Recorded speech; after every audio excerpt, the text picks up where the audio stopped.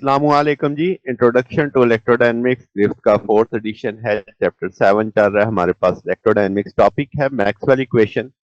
Maxwell equation में सबसे पहली सब हेडिंग आती है हमारे पास इलेक्ट्रोडायनेमिक्स बिफोर मैक्सवेल। तो देखेंगे कि मैक्सवेल से पहले इलेक्ट्रोडायनेमिक्स में जो जो चीजें वर्किंग हो चुकी थी वो क्या थी। तो सबसे पहले Gauss's law of electricity, del dot E बराबर होता है रो ओवर एप्सिलॉन नॉट।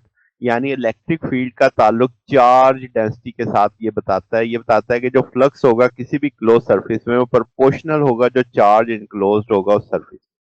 तो हम कहेंगे फंडामेंटल लॉ है इलेक्ट्रोस्टैटिक में, हम इलेक्ट्रिक फील्ड इसकी मदद से कैलकुलेट करते हैं सिमेट्रिक चार्ज डिस्ट्रीब्यूशन के लिए। फिर गाजीज लॉ है मैग्नेटिज्म के लिए, डेल डॉट बी जीरो, यानी कि कोई मैग्नेटिक मोनोपोल नहीं होता। मैग्नेटिक फील्ड लाइन कंटिन्यूस होती हैं, इनका कोई स्टार्टिंग और एंडिंग नहीं होता। नेट मैग्नेटिक फ्लक्स किसी भी क्लोज सरफेस से जीरो हो जाएगा और आपके पास मैग्नेटिक जो पोल्स है हमेशा पेयर्स की सूरत में आते हैं, यानी हमेशा नॉर्थ और साउथ होते हैं। फिर फैराडे लॉ ऑफ इंडक्शन था, डेल क्रॉस ई बराबर है minus curly B over curly T. ये बताता है कि टाइम वेरिंग मैग्नेटिक फील्ड से इलेक्ट्रिक फील्ड आ जाती है। यानी ये आपका जनरेटर ट्रांसफार्मर की बेसिक यानी थीम लाइन है, कहने प्रिंसिपल है हमारे पास कि magnetic field changing magnetic field induce करती है electric current in a conductor. फिर हमारे पास एम्पेयर्स लॉ था, डेल क्रॉस बी बराबर है म्यू नॉट जे के। तो ये क्या बताता है कि भाई जो मैग्नेटिक फील्ड है वो करंट डेंसिटी से रिलेट करती है और मैग्नेटिक फील्ड जब किसी सर्किट में सर्कुलेट कर रहा होगा तो प्रोपोर्शनल होगा कितना करंट है, जितना ज्यादा करंट उतनी ज्यादा मैग्नेटिक फील्ड। तो ये भी मैग्नेटोस्टैटिक में आता है जब करंट स्टेडी होता है। अब एम्पेयर्स लॉ में थोड़ी सी गड़बड़ आ जाती है, इनकंसिस्टेंसी आ जाती है। क्या जी, जब हम डाइवर्जेंस अप्लाई करते हैं तो del dot del cross C दोनों तरफ डेल प्लस अप्लाई कर दिया तो ये minus curly over curly T del dot B तो जीरो होता है। डाइवर्जेंस ऑफ कर्व किसी भी वेक्टर की हम कहेंगे जीरो होगी, तो इसका मतलब ये होगा कि लेफ्ट साइड तो जीरो है क्योंकि divergence of curl always zero. Right side जो आपके पास जीरो होगी क्योंकि गाजीज लॉ आपके पास मैग्नेटिज्म का अप्लाई हो रहा है। यहां तक तो बात सही है। अब आप डाइवर्जेंस अप्लाई करो किस पे, एम्पेयर्स पे, ला पे। तो हम कहेंगे del dot del cross B बराबर है mu naught del cross J. अब इसमें आपकी लेफ्ट साइड तो जीरो है, उसी असूल के तहत के कर्ल की डाइवर्जेंस जीरो होती है, मगर राइट साइड जीरो नहीं है क्योंकि आपका स्पेशली किसके लिए, नॉन स्टेडी करंट्स के लिए। तो अब ये एक इनकंसिस्टेंट, तो अब इस प्रॉब्लम को हम देखते हैं। मिसाल के तौर पे हम मानते हैं एक चार्जिंग कैपेसिटर है और कैपेसिटर एक मखसूस शक्ल का लेते हैं, एक में एक सीधी प्लेट है और एक में आपके पास आप देखो कि जो आपने एम्पीरियन लूप लिया वो एक बैलून शेप में लिया। अच्छा जी, तो हम कहेंगे कैपेसिटर चार्ज किया जा रहा है, चार्ज उसकी प्लेट पे आ जाएगा तो हम कहेंगे करंट वायर में चेंज कर रहा है। तो एम्पेयर्स लॉ की general form B dot L बराबर है म्यू नॉट आई।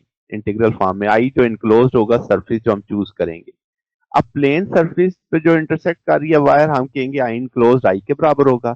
बैलून शेप जो सरफेस हमने ली है उसमें लिए हम कहेंगे एक प्लेट आपके पास, उस पर कोई चार्ज इनक्लोज नहीं होगा, जैसे आप इसमें डार्क पाथ में देख रहे हैं।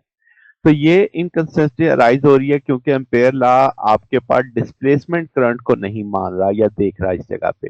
डिस्प्लेसमेंट करंट क्या होगा, हम कहेंगे कि मैक्सवेल ने क्या किया कि डिस्प्लेसमेंट करंट का एक कंसेप्ट लेके आया जो चेंजिंग इलेक्ट्रिक फील्ड होगी कैपेसिटर में उसके देखने के लिए।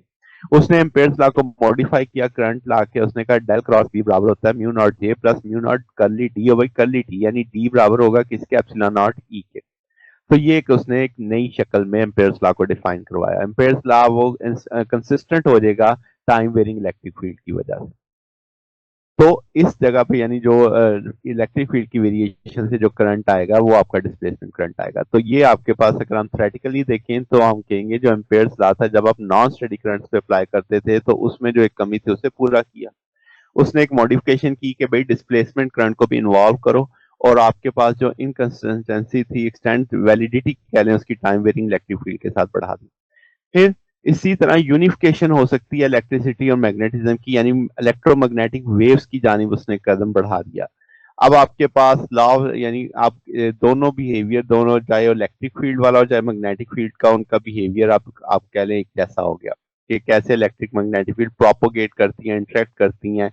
तो ये आपके पास फाउंडेशन बनी क्लासिकल इलेक्ट्रोमैग्नेटिज्म की। और प्रेडिक्शन आ गई इलेक्ट्रोमैग्नेटिक वेव्स की कि भाई एग्जिस्टेंस है इलेक्ट्रोमैग्नेटिक वेव्स की जो स्पीड ऑफ लाइट से ट्रेवल करती हैं।